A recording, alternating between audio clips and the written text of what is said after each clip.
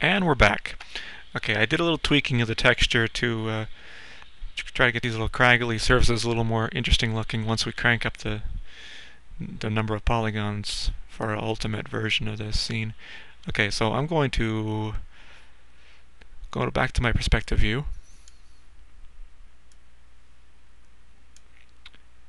And let's take a look at what we're looking at. We got the terrain here, we got the camera here. The camera is, that's our null. Let me select the camera. Okay, you can see these dotted lines. These show the range, the field of view from the camera here. So what that means is the terrain is calculating the distance from the camera in all directions. So even out here, it's generating a significant amount of polygons that we're not seeing. We'll never see, except from this alternate camera, the bird's eye view that I set up so to illustrate the point. But you know what I'm talking about. So how can we restrict only the polygons within the camera's field of view, do that distance to object thing it's doing, plus on top of that, well, we're going to paint different layers on it. And I'm using the word painting because it's kind of similar to like layers in Photoshop, if you will. So let me select my object, and actually let's add a null. It's a good place to start.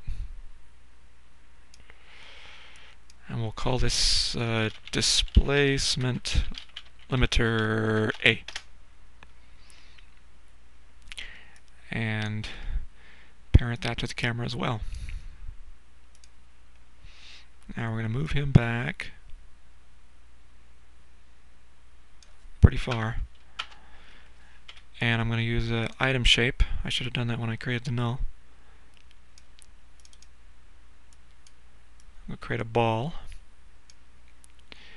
And let's make this ball, 50 meters.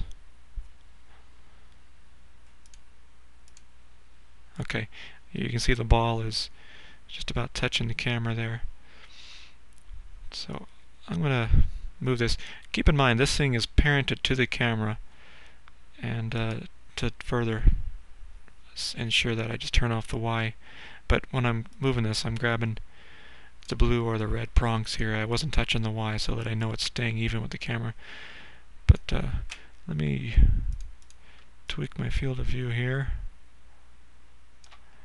And now I'm going to move this over here.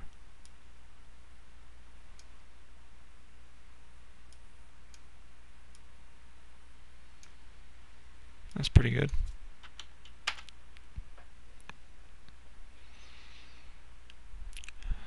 And now go back to my object. Go back in here into the, in here. So here's our initial layer where we did the distance to the object. We're going to add a second layer. This will be another gradient. I actually wanted initially to do this with the value gradient, the value procedural, but it didn't work. The only way I could get this thing to work was with the gradients, which was disappointing, but alright, we gotta do what we gotta do. So this guy is going to be distance to object again, displacement limiter A, and you remember I made that ball 50 meters. So this time, instead of telling it to ramp up the polygons, we're going to crank it down. We'll have from 1, that's good, all the way down to 50. Let's say like 49, 48, whatever. Also 1, and then make another one right here, and we keep that at 1, but we have the alpha go down to 0. So, I don't know if you can see that. I'll slide this up so you can see better. It's going to be 1, 1, 1 until it reaches here, and then it's going to keep going at 1, but it fades out the alpha so that it loses the effect it's having. And this is above the original layer, so you know the layers on top are applied to the layers beneath them. So let's see what that does. I'm going to go to my camera view, my other camera view, and you can see here's where the ball is intersecting through the land, so we should see the changes happening right there. Render.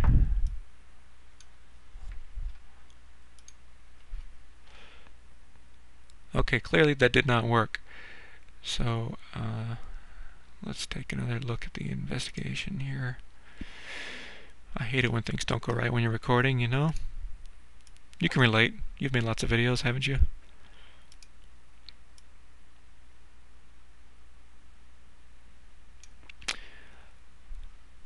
Okay, I'm going to guess that this 50 is just too big. I don't know. We'll see what that does.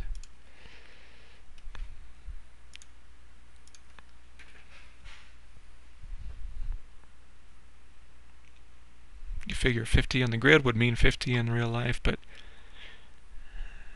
I don't know. Maybe it's a radius of 50.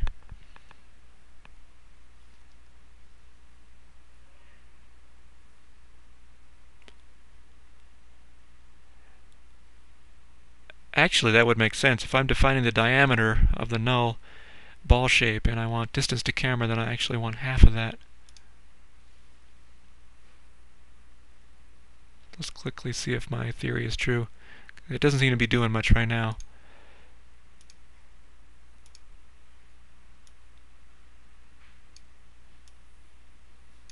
Let's try that, see if that makes any difference.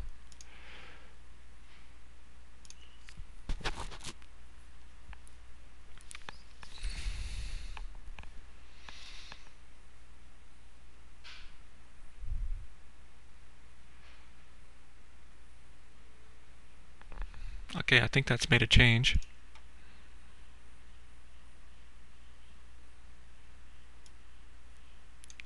So you can clearly see if our camera's right here. Let's double check where our camera is. Okay, it's right up here. Our camera's right here. So right around here, this should have been a lot more crinkly, but it's not. It's clearly being affected by the null. I think we need to increase the radius a little bit, but this is pretty much doing what I was hoping for. So let's increase that radius just a little bit more, and on top of that we will clone this guy.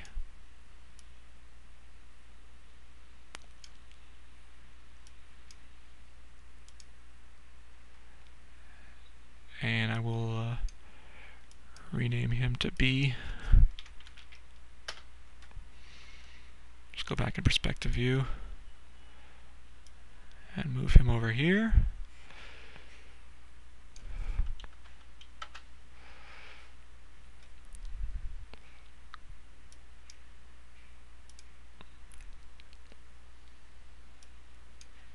And I just cloned him again. I'm sorry, I wasn't talking, so I just made a second clone.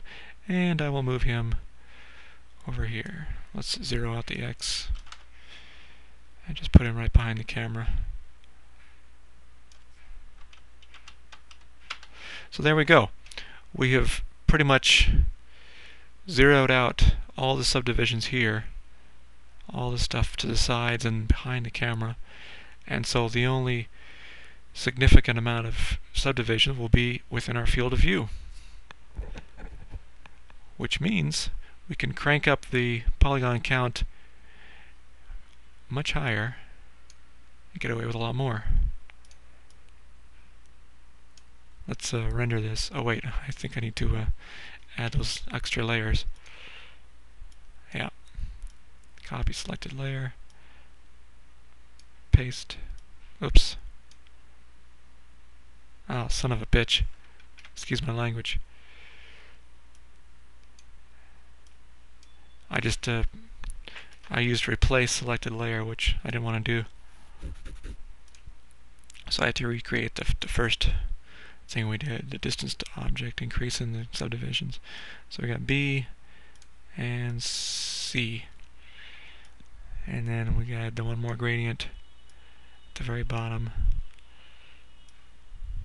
Distance to object, cam null, and if I can remember correctly what we had, let's set this to 30, and let's crank it up to 40 since we blocked out most of it.